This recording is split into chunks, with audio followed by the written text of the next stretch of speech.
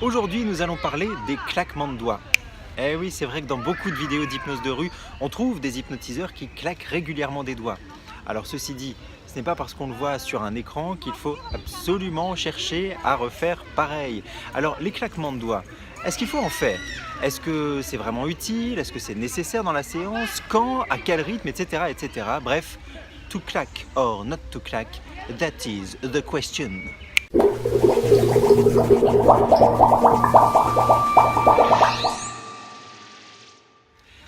Salut, je suis Olivier, formateur Street Hypnose Lille-Bruxelles. Alors, comme sur beaucoup d'aspects de l'hypnose et de ses différentes pratiques, vous entendrez sans doute un petit peu tous les discours à propos des claquements de doigts.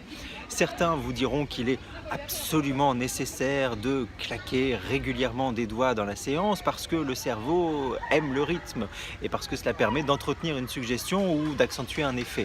D'autres vous diront au contraire que le claquement de doigts ne sert absolument à rien, qu'ils n'en font strictement jamais, peut-être même qu'ils trouvent ça complètement ridicule et que ça fait un peu trop spectacle pour eux.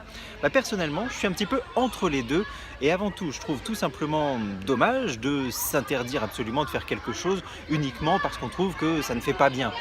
Tant que ça fait partie de notre personnalité, de notre manière de pratiquer, de la vôtre, que c'est bienveillant et que ça ne gêne pas le ou la volontaire, j'y vois pas d'objection.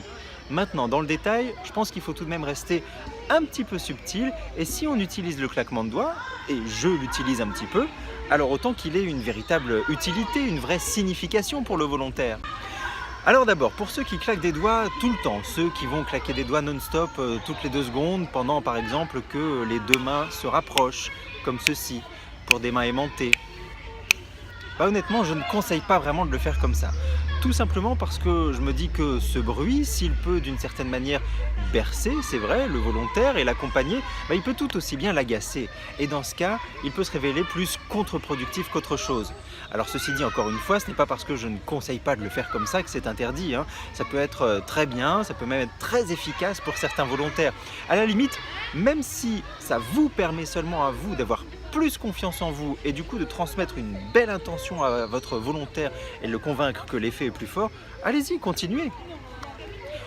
Pour ceux qui au contraire bannissent totalement le claquement de doigts, évidemment vous faites comme vous le sentez.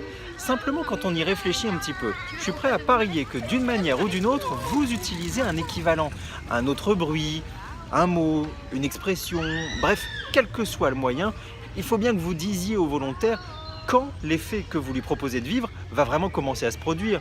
Vous le faites peut-être même de manière très permissive, en demandant au volontaire de se donner lui-même le top départ. Mais forcément, il faut bien que l'effet et la métaphore qui le crée aient un vrai début et une vraie fin. Il y a donc un signal déclencheur. Le signal, c'est précisément l'utilité que je vois au claquement de doigts. Un claquement, c'est un signal. Il est sonore.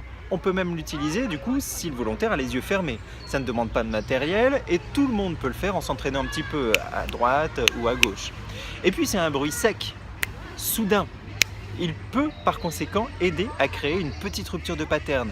D'ailleurs, pour revenir sur le fonctionnement de la rupture de pattern, là je vous renvoie à La Voix de l'inconscient de Jean-Emmanuel Combes, livre que nous vous offrons d'ailleurs à l'inscription à la formation Street Hypnose, et là vous aurez toutes les réponses. Alors, quand est-ce que j'utilise le claquement de doigts ? D'abord au début d'un effet, et les mains commencent à se rapprocher. Et le prénom devient inaccessible. Mais juste une fois, pas 10, là ça sert absolument à rien du tout. Un signal, un bruit, une utilité. Ça peut être utilisé pour relancer ou pour accentuer un effet, mais toujours ponctuellement.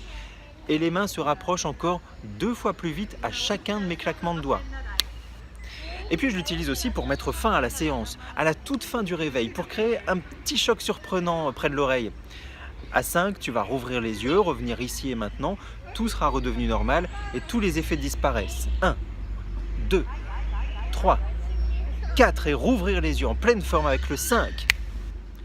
Alors voilà, encore une fois, ce n'est que ma croyance, ce n'est que ma pratique. Et puis là, je vous la conseille, au moins le temps en tout cas d'être familier avec les techniques d'hypnose de rue et trouver votre manière personnelle de la pratiquer. Pour apprendre encore plus d'astuces et pouvoir hypnotiser des inconnus, des volontaires dans la rue et ce en seulement un week-end, participer à la formation Street Hypnose dans l'un de nos points. Il y en a un petit peu partout aux 4 coins du pays. Personnellement, je serais ravi de vous accueillir à Lille et bientôt en Belgique. Alors rendez-vous sur streethypnoselillebruxelles.eu. À très vite, bye.